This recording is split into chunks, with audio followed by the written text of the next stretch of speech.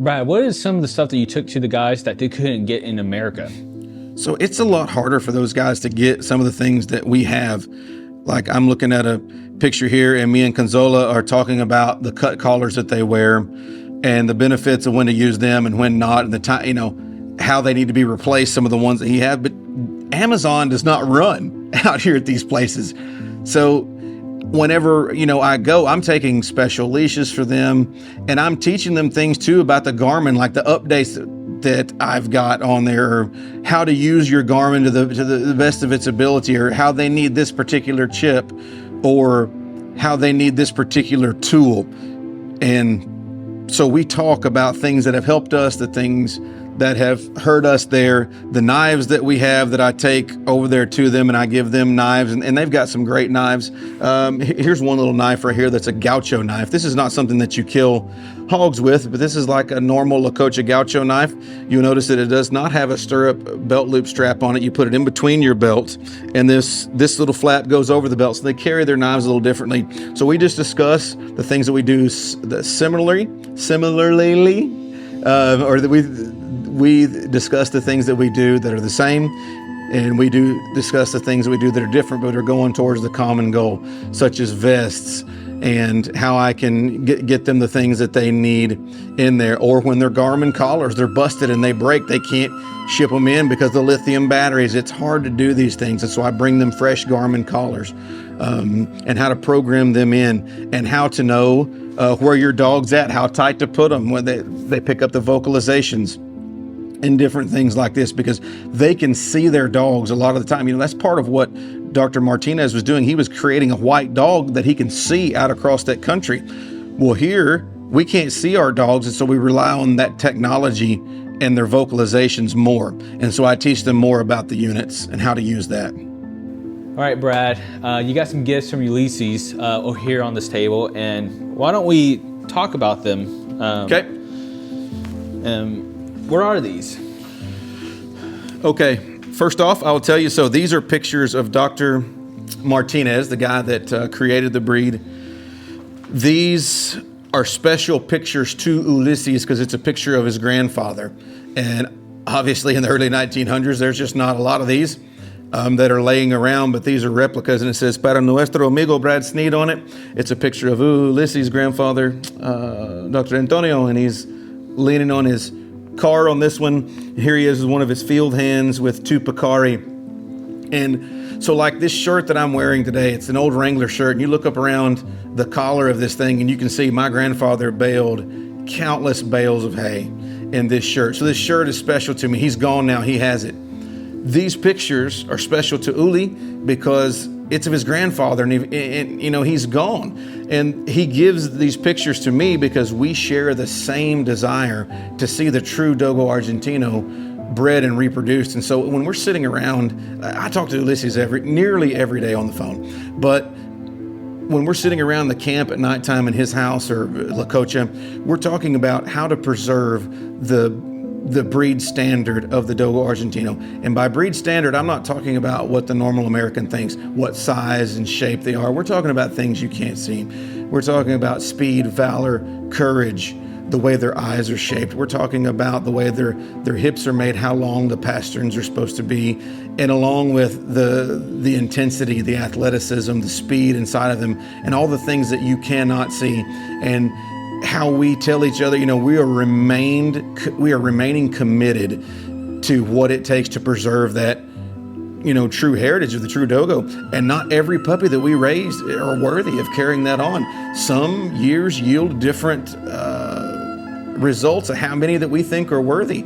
And whether that's few or a lot, we are sticking to that standard. And so just as Ulises is following in the footsteps of his grandfather, and as my grandfather and my generations have taught me a lot about dogs, he gave this to me so we share the vision of his grandfather.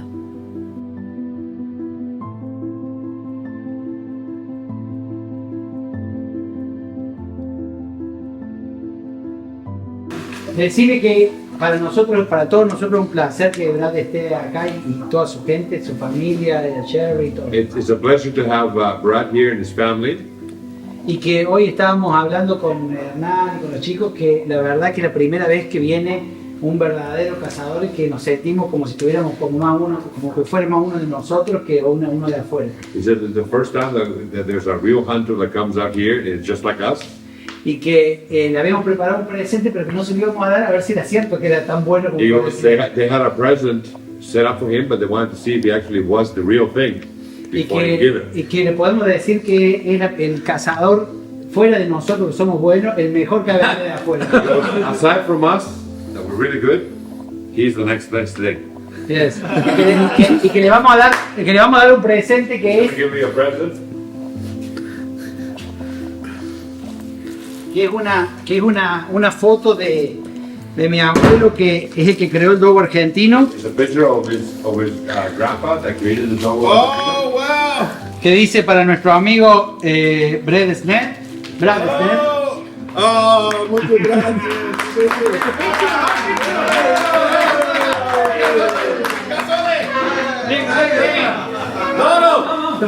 Oh, muchas gracias. Grande amigo. Sí. Orgulloso de una persona que él nunca desconfió de la raza, más allá de que nunca desconfió de nosotros, nunca desconfió de la raza. He thinks that his grandpa would be very proud of him, that he always trusted on the breed, and that he's a true follower of the Dogo Argentinos. Thank you, brother. Gracias. Thank you. Es cierto, ¿hace cuántos años que nos compra perros sin desconfiar? No, It's true. How many years have you trusted them and followed the same doctrine? Sí, el mismo. Yes, que un verdadero doguero, que hay pocos en el mundo. He was very few dogueros, the actual dogueros. Que con los dedos sobran. Because with 10 fingers, you don't have, that's it. With one hand, you can do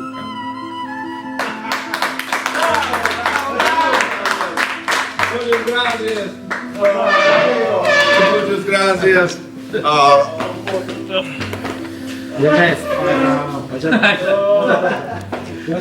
Ahí se juntan las dos potencias.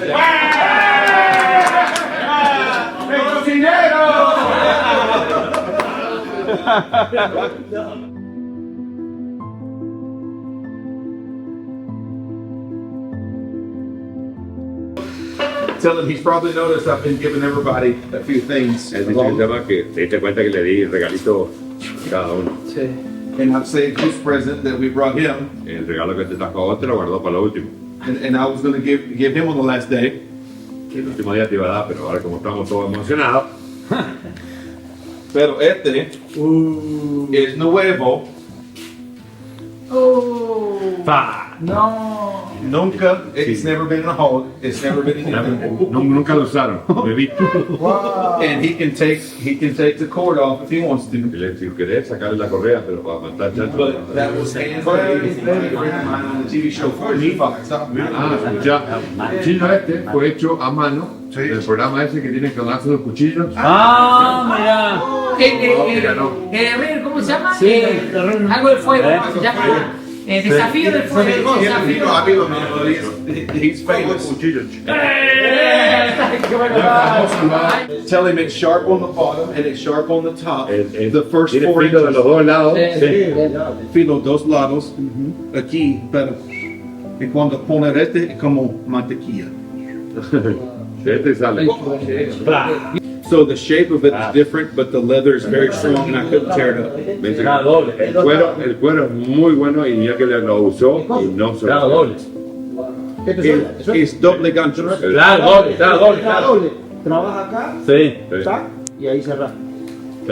But tell you, Ulysses, the reason why I put this on here is like I was talking. When I reach in there, as I'm approaching, we kill so many hogs in Se the pone water. así por el agua. Claro, sí, ellos cazan mucho en el agua, ¿viste? Sí. El agua. But este, but the steel is very strong and the blade is heavy. And you can tell you can tell a craftsman when you look down that blade and you see how straight it is. Mira lo derecho que es, te das cuenta que guau. Es derecho.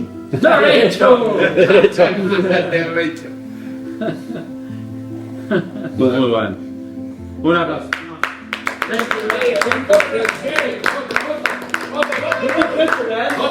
They need the pictures too.